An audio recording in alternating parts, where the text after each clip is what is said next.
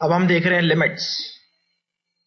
Limits बहुत ही important topic है, इसमें क्वेश्चन आते रहते हैं और काफी अच्छा लगते हैं क्वेश्चन। शुरू शुरू में जब हम फंक्शंस के बाद लिमिट करना चालू करते हैं तो क्वेश्चन आसानी से बनते हैं, थोड़ा कॉन्फिडेंस डेवलप होता है। लेकिन लिमिट्स भी अपने आप में काफी कंसेप्शनल और काफी डिमांड करती है, आपकी सोच की काफी डिमांड करती है। तो सबसे पहले हम समझते हैं लिमिट्स क्या होती है और क्यों हम लिमिट्स निकालते हैं, ये भी समझते हैं। तो समझते हैं पहले लिमिट्स क्या होती है। सपोज हमारे पास एक फंक्शन है F x is x square plus 4। यदि हम फाइंड करना चाहते हैं एफ ऑफ 2, तो एफ ऑफ 2 फाइंड करने के लिए हम यहां पर एक्स की जगह पर 2 सब्स्टिट्यूट करेंगे तो 2 square plus 4 is equal to 2 square 4 plus 4 ही हो जाएगा 8। तो एफ ऑफ 2 की वैल्यू हो गई 8। लेकिन हमें एक बात जरूर ध्यान में रखना चाहिए, यह तो फंक्शन की वैल्यू है f2 पर। यदि मैं कुछ इस तरह से लिखता हूं limit x tends to 2 x square plus 4, इसका मतलब क्या होता है? इसका मतलब यह होता है कि when x tends to 2 x square plus 4 की वैल्यू कहां जाएगी, क्या होगी? x tends to 2 means x 2 के पास में है, बहुत पास में है, x नॉट इक्वल टू 2। जैसा यहां पर साफ था x इज इक्वल टू 2 है, लेकिन यहां लिमिटिंग वैल्यू है x की 2, यानी x 2 नहीं है, 2 से बहुत पास में है, 2 के बहुत पास है। हम ऐसा समझ सकते हैं 2 प्लस h या 2 माइनस h, जहां पर h बहुत ही छोटा नंबर है। तो ऐसा समझ सकते हैं कि x की वैल्यू यहां पर 2 प्लस h है या x ट्वाइस माइनस h, यानी x 2 से बहुत करीब है, यहां पर h बहुत ही छोटा नंबर है, इसलिए मैं इसे लिख सकता हूं लिमिट h टेंडिंग टू 0, यानी h एक ऐसा नंबर है जो 0 के बहुत पास है और पॉजिटिव नंबर है। सपोज h है 0.000000001, तो x हो जाएगा 2 प्लस 0.0000000, यानी 2.0000001 ऐसा कोई नंबर होगा, और h इससे भी छोटा नंबर है, as small as possible, infinitely small. इसे कहते हैं हम मैथमेटिक्स में इन्फाइनाइटली स्मॉल नंबर। तो उसी तरह से x 2 माइनस h होगा, तो इस केस में यह 1.99999 या ऐसा कोई नंबर होगा, बहुत ही पास होगा 2 के। लेकिन हमें इसकी वैल्यू निकालना है x 2 के करीब, तो एक्स स्क्वायर प्लस 4, यदि हम इसे निकालना चाहें तो देखिए क्या होगा। हम सब्स्टिट्यूशन कर सकते हैं एक प्रकार से, x को लिख सकते हैं 2 प्लस h या 2 माइनस h। तो सपोज हम लिख देते हैं x की जगह पर 2 plus h whole square plus 4, और लिमिटिंग वैल्यू जो h की वो 0 है, यानी x की जगह हमने ये वैल्यू लिख दी, और अब h हो गया तो h की वैल्यू हमने लिख दी h टेंडिंग टू 0। अल्टीमेटली हम यह जानना चाहते हैं कि जब x 2 के पास जाएगा तो यह वैल्यू किसके पास जाएगी, यानी अल्टीमेटली यह किसके पास जाएगी, किस तरफ टेंड होगी, इसकी वैल्यू किधर होगी। तो देखते हैं हम 2 प्लस h होल स्क्वायर, ये हो जाएगा 4 plus h square plus 2h plus 4, और साथ में हम इतना जानते हैं कि लिमिट जो है यहां पर h टेंडिंग टू 0 है, लिमिट जो है h टेंडिंग टू 0 है। तो इसकी लिमिटिंग वैल्यू h अगर 0 की तरफ जाएगा तो बहुत छोटा हो जाएगा, ये भी बहुत छोटा हो जाएगा, तो 4 प्लस 4 हो जाएगा 8। यानी साफ कहने का मतलब ये हुआ कि जब हम लिमिटिंग की बात करते हैं तो इसकी लिमिटिंग वैल्यू 8 है, इसकी x इज इक्वल टू 2 पर वैल्यू 8 नहीं है, x 2 के करीब होगा तो इसकी वैल्यू 8 के करीब होगी, और 8 के करीब होगी इसलिए limiting value is equal to 8। हम ऐसा लिखते हैं limit of this is equal to 8, यानी x 2 के करीब होगा तो इस सब की वैल्यू 8 के करीब होगी, तो इज इक्वल टू 8 लिख दिया हमने, ये सब की वैल्यू इज इक्वल टू 8 है, लिमिटिंग वैल्यू 8 है इस फंक्शन की। तो इस तरह से हम इसे समझते हैं। लेकिन फिलहाल यहां पर कोई दिक्कत नहीं थी, यहां एक बहुत आसान बात यह है कि हम इसमें x2 पुट भी कर देते हैं, तो 2 स्क्वायर प्लस 4 दैट इज 8 हो जाएगा, सिमिलरली लाइक दिस। तो जैसे यहां पर हमने 8 वैल्यू निकाली, तो यहां पर भी सब्स्टिट्यूट करके निकाल सकते थे, लेकिन हमेशा ऐसा पॉसिबल नहीं है। ऐसा पॉसिबल इसलिए नहीं है कि जब हम कुछ इस तरह से कुछ लेते हैं x² - 4 अपॉन x - 2, इस केस में हम x2 सब्स्टिट्यूट नहीं कर सकते। इस केस में जरूर x2 सब्स्टिट्यूट कर सकते थे और 2 कर भी देते और 8 आता भी, तो 8 जो आता वो हमारा सही आंसर आता और उसमें पुट करने में कोई दिक्कत नहीं थी, डिफाइन है वो, तो इजीली हम लिख सकते थे। यह लिमिट हो गई 8। तो यहां हमें सब प्लस h और माइनस h करने की जरूरत, तो यहां ऐसा कुछ करने की जरूरत नहीं है, यहां ऐसा कुछ करने की जरूरत नहीं है। प्लस h और माइनस h हम डायरेक्ट 2 भी सब्स्टिट्यूट करते तो आंसर सेम होता, क्योंकि यह एक सिंपल सा स्ट्रेट फॉरवर्ड पॉलिनोमियल है और इसमें यह हमेशा x की हर वैल्यू के लिए डिफाइन है। लेकिन यह डिफाइन नहीं है हर वैल्यू के लिए, देखिए, क्योंकि x2 अगर सब्स्टिट्यूट करते हैं तो 2² 4 - 4 यानी 0 हो जाता और 2 - 2 दैट इज आल्सो 0, तो 0/0 हो जाता, ये अनडिफाइंड हो जाता। इसलिए हमें इसे सिंप्लीफाई करने के लिए एक छोटी सी कोशिश करना होती है। x tends to 2, limit x tends to 2 हो जाएगा। ये x² - 4 को लिख सकते हैं x - 2 into x plus 2 upon x - 2। अब छोटी सी बात यहां पर यह है, x - 2 को हम x - 2 से कैंसिल कर सकते हैं। क्यों कर सकते हैं? क्योंकि x टेंड्स टू 2 है। अगर x 2 होता तो इसे कभी भी कैंसिल नहीं कर सकते हैं, कभी भी कैंसिल नहीं किया जा सकता। 2 - 2 0 होता है, 2 - 2 0 होता है, 0 को 0 से कभी भी कैंसिल नहीं किया जा सकता। मैथमेटिक्स में ऐसा पॉसिबल नहीं है। लेकिन x टेंड्स टू 2 यानी x 2 के बहुत पास है, 2 नहीं है, तो x - 2 0 नहीं होगा, x - 2 0 नहीं होगा और जो भी होगा एक दूसरे के इक्वल होगा। इसलिए हम इक्वल क्वांटिटीज को, इक्वल नॉन जीरो क्वांटिटीज को कैंसिल कर सकते हैं। तो हमने इनको कैंसिल कर दिया। अब बचा x प्लस 2। सिंपल फॉर्म में लिख सकते हैं इसे हम, limit x tends to 2 x plus 2, यानी कुल मिला के सीधे सीधे x2 सब्स्टिट्यूट कर भी देते हैं यहां पर, तो ये हो जाएगा 4। कोई दिक्कत नहीं, x2 सब्स्टिट्यूट किया जा सकता है, तो फिर तो आसानी से सीधे सब्स्टिट्यूट कर दिया जाए तो ज्यादा अच्छा है, बजाय 2 + h 2 - h इस तरह से लिखने के। तो x टेंड्स टू 2, 2 + 2 4, तो इस लिमिटिंग, इस फंक्शन की लिमिटिंग वैल्यू हो गई 4, यानी इस फंक्शन की x टेंड्स टू 2 पर लिमिट x टेंड्स टू 2 हो गई 4। तो ये हो गई हमारे लिमिट का कंसेप्ट, यानी हम वैल्यू एग्जैक्टली वो नहीं लेते हैं। अब हम इसके बाद हम समझना चाहते हैं कि what is left hand limit, what is right hand limit. तो जब मैं इस बात को लिखना चाहता हूं कुछ इस प्रकार से, left hand limit, left hand limit यानी x2 से लेफ्ट साइड यानी छोटा, अगर 2 से छोटा लेता हूं तो मैं इसे लिख सकता हूं लिमिट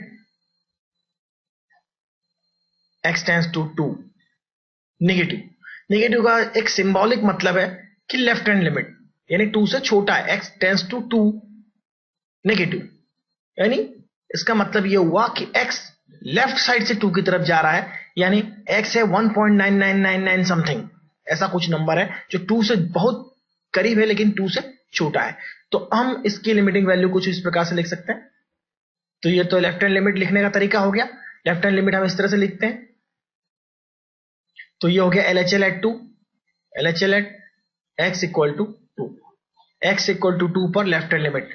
उसी तरह से हम right hand limit at x equal to 2 लिख सकते हैं। इसके लिए हमें लिखना होगा limit x tends to 2 plus, इसका मतलब हम 2 से बहुत पास में ले रहे हैं x की वैल्यू और हम लिख सकते हैं। तो ये राइट हैंड लिमिट निकालने का तरीका हो गया। इस केस को हम लिखेंगे limit x tends to 2 plus में, यानी हम लिख सकते हैं x की जगह 2 + h, ये 2 से थोड़ा सा बड़ा है तो इससे लिखेंगे लिमिट h टेंडिंग टू 0, और x टेंड्स टू 2 की बजाय हम लिखेंगे यहां पर x की जगह पर 2 + h होल स्क्वायर प्लस 4, यानी राइट हैंड लिमिट के लिए हमें x को 2 + h लिखना है और लेफ्ट हैंड लिमिट यदि निकालना होती है हमें, तो हम यहां लिखते हैं h tends to 0 2 - h whole square plus 4, यानी यहां पर 2 छोटा है, x 2 से छोटा है, 2 - h लिखेंगे x की जगह पर, यहां पर x 2 से बड़ा है तो 2 + h लिखेंगे। और अगर यह लिखा हुआ है तो इसका मतलब यह हुआ कि लेफ्ट हैंड और राइट हैंड दोनों लिमिट निकाली जानी चाहिए। इसका मतलब ये हुआ कि लेफ्ट और राइट हैंड दोनों लिमिट निकाले जाना चाहिए। तो हम पहले क्या समझते हैं, कंडीशन क्या होती है, इस तरह से कहाँ यूटिलाइज होती है बात। Condition for existence of limit, यह बहुत ज्यादा जरूरी बात है इस चैप्टर में। इसे मैं कम से कम 5 स्टार देना चाहूंगा, कम से कम 5 स्टार इंपॉर्टेंट बात है ये। Condition for existence of limit, देखिए हम लिमिट के लिए हमने कुछ इस प्रकार से लिखा था, limit x tends to 2 x square minus 4 upon x minus 2 हमने एक एग्जांपल लिया था और उसकी वैल्यू हमने फाइंड करी थी 4। लेकिन हमने यहां पर x को 2 प्लस एच या 2 माइनस एच नहीं लिखा था, यानी हमने लेफ्ट हैंड और राइट हैंड लिमिट नहीं निकाली थी, हमने डायरेक्ट इसे सिंप्लीफाई कर लिया था। देखिए किस तरह से सिंप्लीफाई किया था, हमने इसे फैक्टर बनाकर कैंसिल करके x प्लस 2 और यहाँ x is equal to 2 substitute करके सीधे 4 लिख दिया था। और बिल्कुल सही है, ऐसा करना कोई गलत नहीं है। लेकिन यहां पर लेफ्ट हैंड और राइट हैंड लिमिट नहीं निकाली, तो क्या लेफ्ट हैंड लिमिट निकालते तो अलग होती और राइट हैंड लिमिट निकालते तो अलग होती? नहीं, ऐसा हम नहीं कह सकते। लेफ्ट हैंड और राइट हैंड लिमिट यहां पर इक्वल होगी। कैसे होगी, क्यों होगी, यह समझने के लिए मैं आपको अभी इसी जगह पर मैं आपको समझाऊंगा। तो ऐसा क्यों होता है यह मैं आपको समझाऊंगा। तो जब यह तो क्वेश्चन हमारा हुआ और कंडीशन जो है हमारी वो देखिए, when left hand limit at a point is equal to right hand limit at the point, when LHL is equal to RHL, it is said that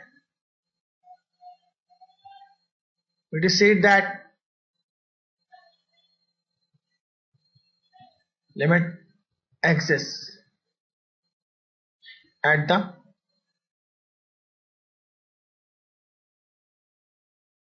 तो साफ मतलब हमें समझ में आ गया, जब LHL RHL इक्वल हो तो लिमिट एग्जिस्ट होती है उस पॉइंट पर जहां पर हम लिमिट निकाल रहे हैं। लेकिन यहां पर हमने लिमिट नहीं निकाली है, लेफ्ट हैंड राइट हैंड हमने सीधे सॉल्व कर लिया है। तो लेफ्ट हैंड और राइट हैंड लिमिट निकालने पर अलग अलग आती है तो हम कहेंगे लिमिट एग्जिस्ट नहीं करती, और इक्वल आती है तो हम कहेंगे लिमिट एग्जिस्ट करती है। लेकिन कहां लिमिट एग्जिस्ट करेगी और कहां नहीं करेगी, उसके लिए हम छोटा सा एग्जांपल देखते हैं। Limit x tends to 2 mod of x minus 2 upon x minus 2।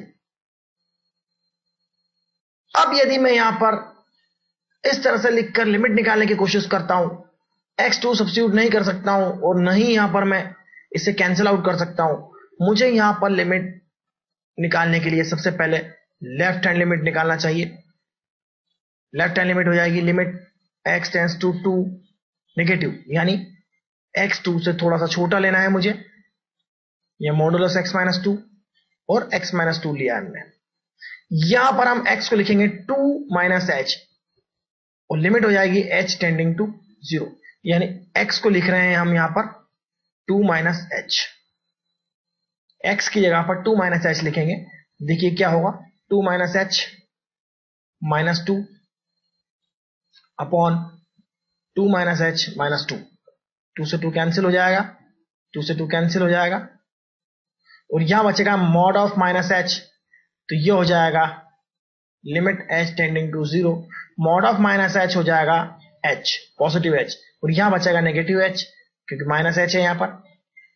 h से h कैंसिल हो जाएगा, ये बचेगा -1। लिमिट h टेंडिंग टू 0, लेकिन 0 नहीं होगा, टेंडिंग टू 0 है और हम कैंसिल कर देंगे तो ये होगा -1। और यहां पर यदि हम निकालते हैं राइट हैंड लिमिट, तो राइट हैंड लिमिट यदि हम निकालते हैं तो देखिए क्या होगा। राइट हैंड लिमिट निकालते हैं तो x की जगह लिखेंगे 2 प्लस, यानी और यहां पर हम लिखेंगे x माइनस 2 मॉड है अपॉन x माइनस 2।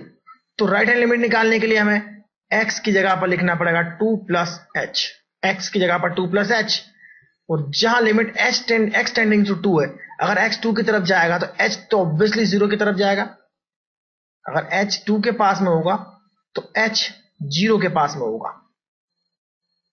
और यहां पर देखते हैं फिर से, ये होगा 2 plus h minus 2 upon 2 plus h minus 2, 2 से 2 कैंसिल, ये होगा h limit h tending to 0, ये होगा प्लस का एच मॉड और फिर मॉड, यहाँ एच प्लस का है, यहाँ भी एच प्लस का है, कैंसिल होने के बाद बचेगा 1। तो left hand limit right hand limit अलग अलग आ गई यहाँ पर। तो हम इसका जवाब क्या देते? फिर प्रश्न ये उठता कि हम इसका जवाब क्या देते हैं। इसका एक ही जवाब होता, लिमिट डज नॉट एग्जिस्ट। तो क्या इसके लिए भी लेफ्ट हैंड और राइट हैंड लिमिट निकालना चाहिए थी? इसके लिए राइट हैंड लिमिट निकालते 4 आती, लेफ्ट निकालते तो भी 4 आती, और हम अब हमारा जवाब होता limit x tends to 2 x square minus 4 upon x minus 2 is equal to 4। तो इसकी लिमिट हो गई 4। लेकिन इसका जवाब हमने सीधे निकाल के दिया था बिना किसी LHL RHL के, तो वो गलत नहीं था, सही था, क्योंकि हमें पहले से ही पता होगा कि कहां limit left hand right hand दोनों निकाल के चेक करना है, कहां नहीं करने की जरूरत है, कहां ऐसा करने की जरूरत नहीं है। ऐसा इसलिए है क्योंकि कुछ फंक्शन के केस में लेफ्ट हैंड हो या राइट हैंड लिमिट सेम होती है, और वह फंक्शन हम पहचानना सीखेंगे, और साथ ही साथ यह सीखेंगे कि किन फंक्शन में हमें लेफ्ट हैंड और राइट हैंड लिमिट निकालना चाहिए और चेक करना चाहिए, क्योंकि ऐसा ना हो कि लेफ्ट हैंड लिमिट और राइट हैंड लिमिट अलग अलग हो। अगर इस तरह से लेफ्ट हैंड और राइट हैंड लिमिट अलग अलग होगी तो इस तरह का जवाब हमको देना होगा लिमिट डज नॉट एग्जिस्ट।